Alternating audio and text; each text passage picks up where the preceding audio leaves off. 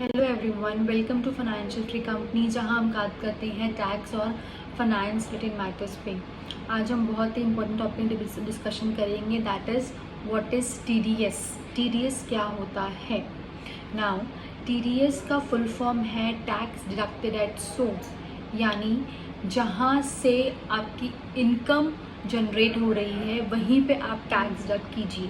Tax उस source deduct कीजिए जहाँ पे इनकम निकल रही है। ये जो टीडीएस का जो प्रावधान है, ये गवर्नमेंट ने बहुत पहले लाया था, जिसमें जहाँ जहाँ वो टैक्स इवेजन के एरियाज़ को देखती है वहाँ पे टीडीएस के प्रावधान लाती है।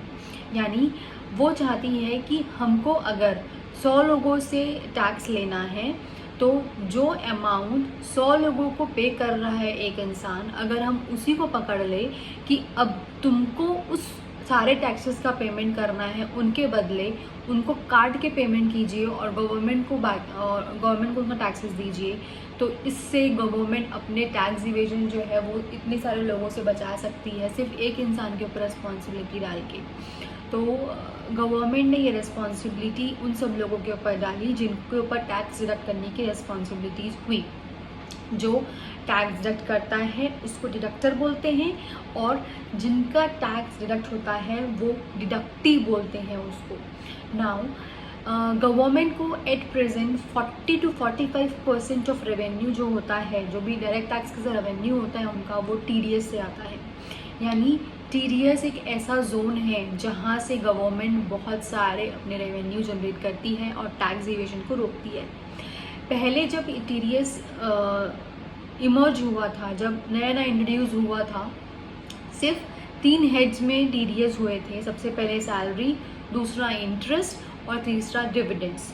लेकिन अब बहुत वाइड रेंज बढ़ गया है टीडीएस का, और टीडीएस का वाइड रेंज इतना ज़्यादा बढ़ गया है कि पहले तो सिर्फ इनकम सोर्स पे लगता था, अब जो इनकम नहीं है लेकिन जहाँ जहाँ पे टैक्स प्रोन एरियाज़ हैं, जहाँ पे इन्वेजन के चांसेस हैं, वहाँ भी गवर्नमेंट टैक्स को, टीडीएस को डिडक्ट करती है। नाउ ऐसा कौन सा एग्जांपल है, जैसे कि कैश विड्रॉल्स। कैश विड्रॉल्स जो है वो आपकी इनकम नहीं है, वो एक टैक्स पेयर की इनकम नहीं है, लेकिन जहाँ पे गवर्नमेंट को लग रहा है कि कैश के ट्रांजैक्शंस हो रहे हैं, कैश डिपॉजिट्स हो रहे हैं, कैश विड्रॉल्स हो रहे हैं, वहाँ टीडीएस लगा के उन ट्रांजैक्शंस को ट्रेस करना चाह रही है।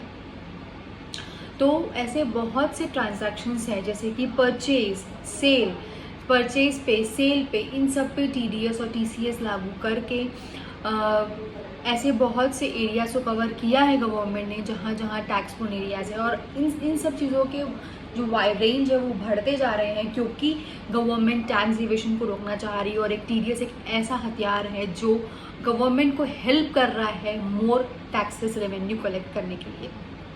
नाउ अभी टीडीएस जो डिडक्ट करने की रिस्पॉन्सिबिलिटी है वो डिडक्टर पे है, और डिडक्टर जो है उनके ऊपर टीडीएस डिडक्ट करने की रिस्पॉन्सिबिलिटी ही खाली नहीं डाली गई है, उनके ऊपर टीडीएस डिडक्ट करने के बाद उसको पेमेंट करने की और अकॉर्डिंगली रिटर्न्स फाइल करने की भी रिस्पॉन्सिबिलिटी डाली गई है।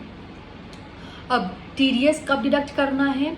जो डिडक्टर है उसको टीडीएस डिडक्ट करना है at the time of making payment, यानी जब वो पेमेंट करता है अपने एम्प्लॉय को। अगर इन केस ऑफ अगर सैलरी की बात करें तो एम्प्लॉयर अगर एम्प्लॉय को पेमेंट करेगा तो टीडीएस डिडक्ट करके करेगा, तो उस केस में टीडीएस डिडक्ट करने की रिस्पॉन्सिबिलिटी जो है वो एम्प्लॉयर पे आती है। कौन कौन से हेड्स पे टीडीएस डिडक्ट होते हैं? बहुत सारे हेड्स हैं, उनमें से कुछ हम समझते हैं, जैसे कि salary, interest, dividends, commission, brokerage, your technical services, professional services, your cash withdrawals, आपके वर्चुअल डायरेक्ट एसेट्स यानी जो आपकी क्रिप्टोस करेंसी हो गए वो हो गए, देन योर कॉन्ट्रैक्टर्स, सब कॉन्ट्रैक्टर्स,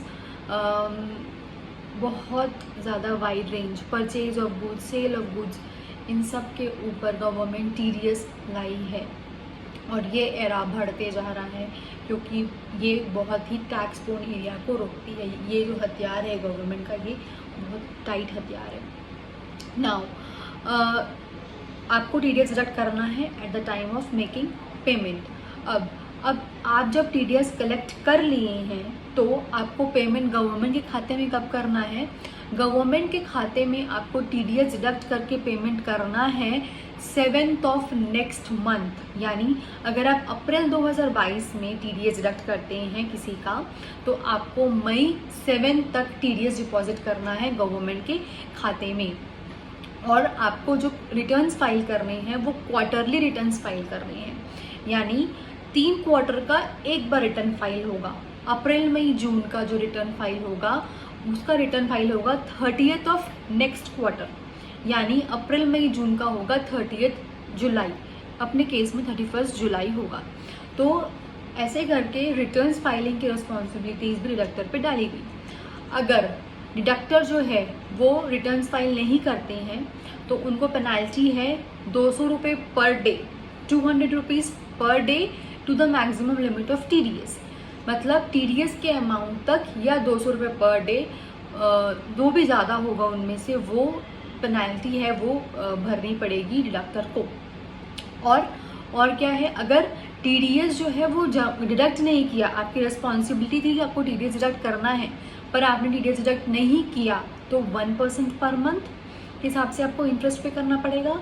और अगर आपने TDS डिडक्ट किया है पर आपने गवर्नमेंट के खाते में पे नहीं किया है तो 1.5% पर मंथ, 1.5% पर मंथ के हिसाब से आपको TDS का जो इंटरेस्ट है वो जमा करना पड़ेगा गवर्नमेंट के खाते में। ये सारी रिस्पॉन्सिबिलिटीज़ डाली गई। नाउ रिटर्न्स जो है वो फाइल डिडक्टर करता है, तो डिडक्टी को यानी जिसका TDS डिडक्ट हुआ है उसको कैसे पता चलेगा कि मेरा TDS डिडक्ट हुआ है? उस केस में 26A जो है वो डिडक्टी को देखना पड़ेगा कि मेरा जो TDS डिडक्ट हुआ है, मेरा जो टैक्स डिडक्ट हुआ है वो कितना डिडक्ट हुआ है, किसने डिडक्ट किया है, कौन सा सेक्शन में डिडक्ट किया है, ये सब फॉर्म 26A में दिख जाएगा। और जब वो अपने रिटर्न्स फाइल करेंगे तो वो अपने हिसाब से उसका क्रेडिट ले सकते हैं। तो जो डिडक्टी है उनका TDS कितना डिडक्ट हुआ है वो फॉर्म 26A में पता चल जाएगा और वो TDS का रिफंड अकॉर्डिंगली ले सकते हैं। नाउ TDS जो डिडक्ट हो गया उसका सर्टिफिकेट जो है डिडक्टर डिडक्टी को देता है, डिडक्टर डिडक्टी को देगा। डिडक्टर कौन? जिसने डिडक्ट किया है वो फॉर्म 16, अगर सैलरी में है तो फॉर्म 16 देगा, अगर अदर देन सैलरी है तो फॉर्म 16A देगा और वो डिडक्टी उसके हिसाब से अपने जो टैक्सेस है उनको क्लेम कर सकता है। TDS के जो प्रोविजंस है वो बहुत ही वाइड प्रोविजंस है। हर एक सेक्शंस में TDS डिडक्ट जो भी हर एक सेक्शंस जो भी TDS में डिडक्टर की लायबिलिटी है उसमें बहुत से कंट्रोवर्सीज भी अराइज होती है और बहुत से केस लॉज भी आते हैं।